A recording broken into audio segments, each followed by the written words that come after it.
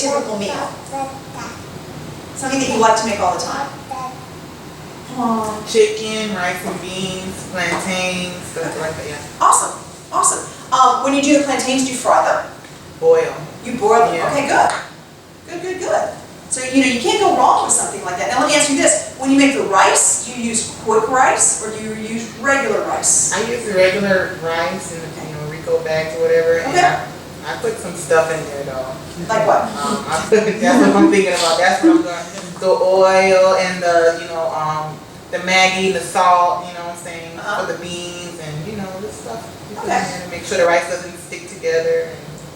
Okay, well here's two things I want you to think about. First off, who ends up using like a quick rice or a quick oatmeal, one of these quick products? Have you guys ever used those before? Okay, stay away from them. What they are is, they're called Preboils. So let's just take a quick rice. They boil it, and they overheat it when they boil it because it's in a manufacturing plant, and then they dehydrate it, and they leave you with something that's already been cooked once, but then when they dehydrate it, they take out all the liquids from it, and so that all the nutrients just left. And then again, they're fortified, which means the chemists came back and tried to stick more stuff in there so that it would have a little bit of something, but you're not going to ingest it the best way. So ideally, you make regular rice, or you make regular oatmeal. You don't go for the quick brands, because unfortunately, they have no nutrients left in them. Where rice can have a lot of nutrients. Okay, so that's going to be my first thing. The second thing, like when you were talking about seasonings, I want you guys, there's something I want you to leave here with. This is my very first nutrition teacher taught me this, and I think it's the most valuable thing he ever taught me. Always read the ingredients.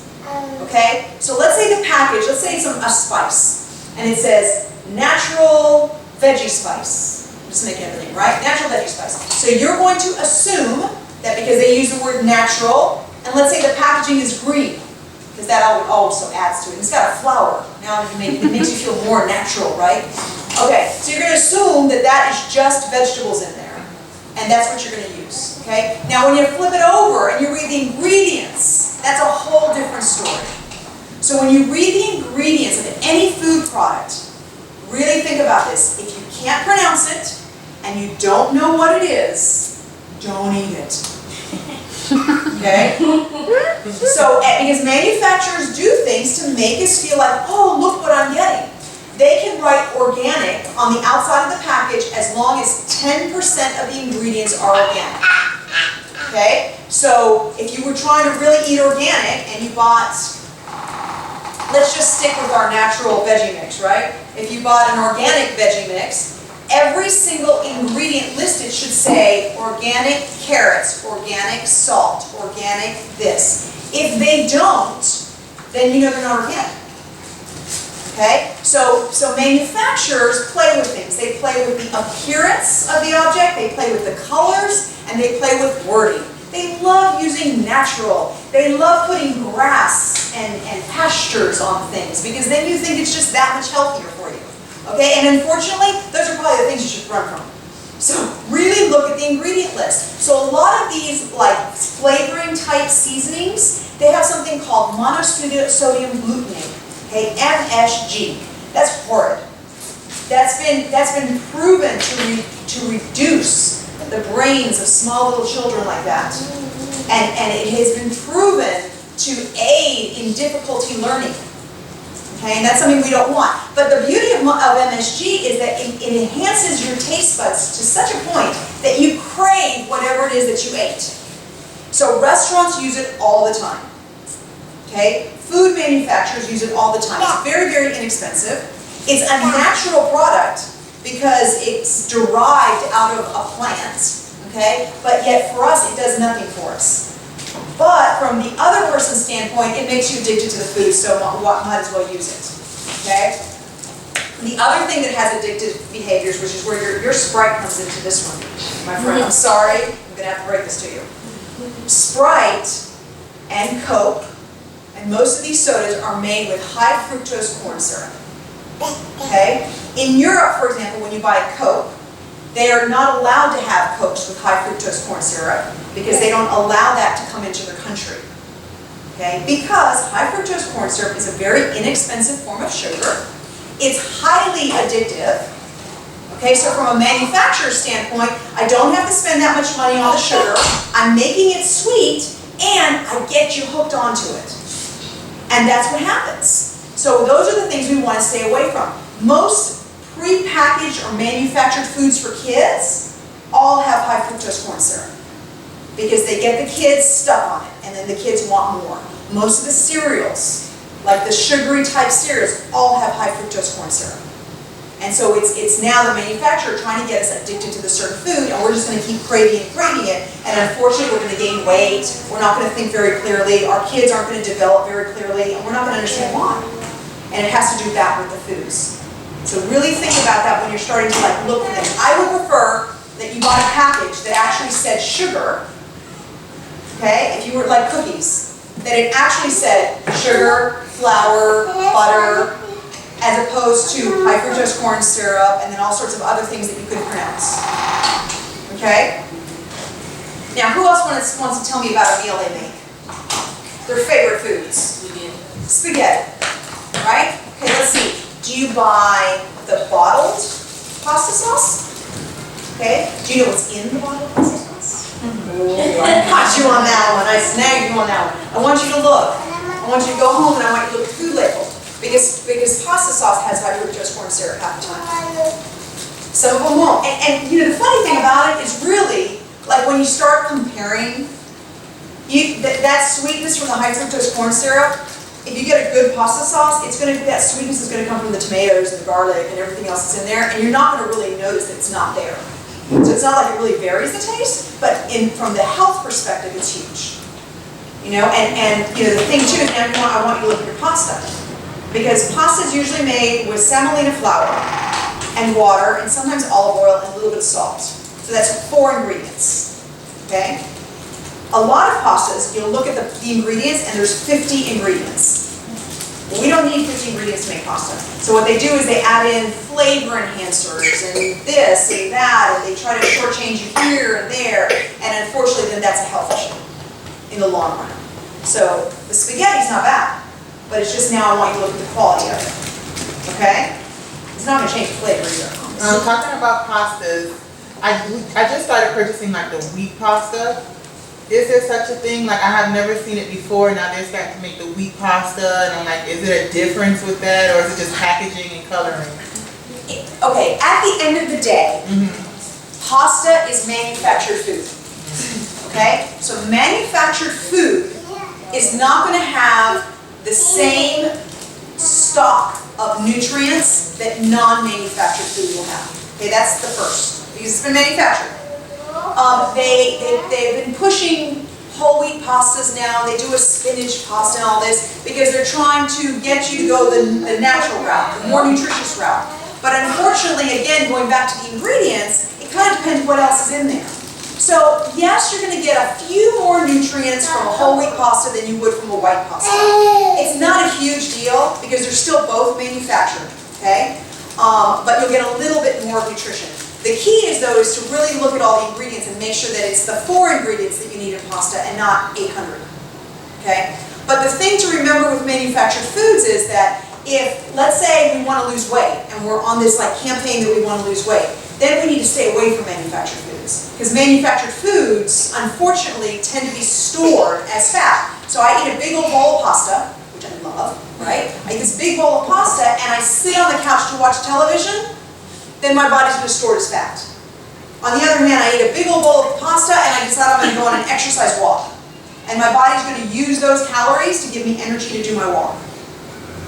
Okay, so 2 things can happen and it all depends what you're doing for the rest of the day. Right? So that's the only thing that you want to kind of think about that. Because it's a nice way of putting together a big meal, but you know, whatever your goals are, then you need to start thinking about how am I going to disperse that. Now, with a pasta dish, a spaghetti dish, do you put any kind of protein with it? So do you put chicken in there or meat? Yeah? Okay, good girls. And you had that look like, I hope I'm going to say the right answer. I saw it, it's okay. It's hamburger meat, ground beef, but I don't eat a lot of meat. Your fault. Oh, that's what I was looking for. I don't eat a lot of meat either, so the meat, I really just put it in there with the spaghetti just to season. Okay. I don't eat a lot of meat either. Okay. So when I do the ground beef, it just only mix the flavor of the seasoning with it or something like that. But when you get the spaghetti sauce, it has like bell peppers, like mushrooms. It have that kind of stuff. Okay. That's why I did it. Okay. Okay, good. Don't do the homemade almond sauce. Okay, but you know what, and that's okay. That's okay, but it's just important to really look at the ingredient list.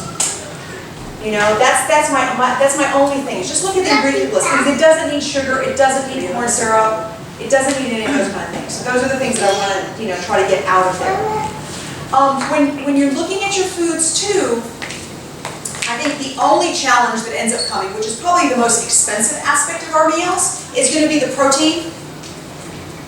Chicken and meat, unfortunately, they have just kind of messed us up because they're adding all sorts of hormones and steroids and antibiotics and all sorts of stuff in it, which really has kind of killed the health of those things. So in a week, when you look at a week worth of meals, I'd love to see you guys get more of your protein from eggs, from beans and rice, from raw nuts. And then you incorporate the chicken here and the meat here, but not as like the main staple of every single day.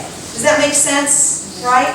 We don't want to make it as the main staple. So and on that note, then you need to start incorporating more fruits, more vegetables to kind of fill up where all the meals are coming from.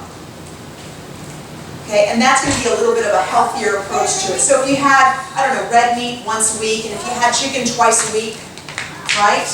And then the other days of the week you had beans and rice and you had some other things, then all of a sudden you kind of disperse in it, it's not so bad. But at the same time too, when you start looking at dollars and cents, most of our money ends up being spent on the meats. So, if we start spending a little bit more money on the vegetables and less money on the meats, that would help balance everything out. Okay? Who else has a favorite dish? Seafood? So seafood as in things that come in shells? Okay. Lobsters, crabs. Okay. Good. That's my favorite food. Okay. Again, and it just happens to do with our environment and everything else, it's not necessarily, it's healthy and it's not healthy all at the same time. I love fish and I love shellfish. So it's something that you don't want to have every single day, but if you had it once a week or twice a week, awesome. No, Great. okay. Okay. But I like it. Okay. Good. Who else? And you're dying to tell me a meal and you haven't done it yet. Come on. I don't bite, I really don't. Oxtails. I love oxtails. Oxtails. Okay, good protein, there you go. What else? That's it? I would say that's my favorite. Okay.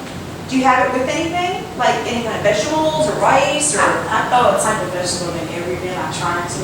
Like beans or peas or whatever. Okay, I throw okay. it in everything. She make oxtails. Don't put your head down, that's all right. That's A-okay. Who else? Huh? I think this sounds good because I like shrimp Alfredo. I make that a lot, but I just boil the shrimp and then I put a little butter. Not supposed to I do throw a lot of fat butter in in the it. butter. I You know, it got a lot of fat and butter. So I just boil it. And I put the water in there, I put a little butter in there, and I put like the seasoning. So, like the little packs. Like the little packs you get at the store that say like the seafood or whatever, and I put that in there, and I just let it boil. Okay, well, I have a little thing for you guys. You guys ever heard of something called ghee? Ghee. It's G-H-E-E. I think that's what it is. It's called clarified butter. Okay? And it's actually I started this store. it's really easy to make. Like really easy, it takes you 10 minutes, okay? So all you do is you take good butter, like regular butter, right? And you boil it, okay? And then all the fat and stuff comes to the top and you skim that off. And then you have clear liquid, and then you put that in a jar. And you can take that jar and stick it in the refrigerator and it would get hard just like butter. Or you just stick it on the counter and it stays kind of liquidy unless it's cold outside, right? So it tastes just like butter. You'll never know it's any different. But for some reason, this is the only time you can overheat something, okay? Some reason when you boil that butter, you make it clarified butter, it gets all sorts of cool nutrition that pops up through it. So it actually becomes more nutritious for you. It has less fat, right? So when you're looking at that like nutritional investment type thing, you get more out of it. So it's something, again, it's really easy to make. You literally just boil up the butter, take the fat off, and then take that clear liquid, stick it in a jar. And it's done in like 10 minutes, okay? The French have been using this for years, and I never really understood it, but now I do. So that has so much more nutrition than just regular butter. Who uses margarine? Oh, good, nobody raised their hand. Don't use margarine. Don't use margarine. No, please, honey, please don't do that.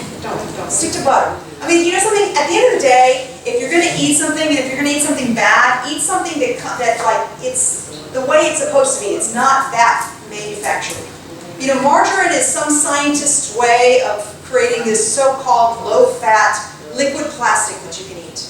And that's not good for you, okay? So stick to butter. But if you're gonna have butter and you have a few minutes, then make it to ghee. And you'll never notice the difference in how it tastes, but yet it has so much more nutrition. And like for your kids, you know, I have a girlfriend of mine, her son loves toast with butter. That's all he loves is toast with butter. Well, now she's giving him toast with ghee, and that's so much more nutritious than just having regular butter on it. So just a little tidbit, okay? Then do you put cream in your Alfredo? Yes. Yeah? Okay, so that's, you know, the cream doesn't have a lot of bang for its buck. So you just need to make sure you got a lot of vegetables in there. Okay? You know, like when you, and anytime you guys make a dish, Put like peas. okay, good, yeah, make it colorful.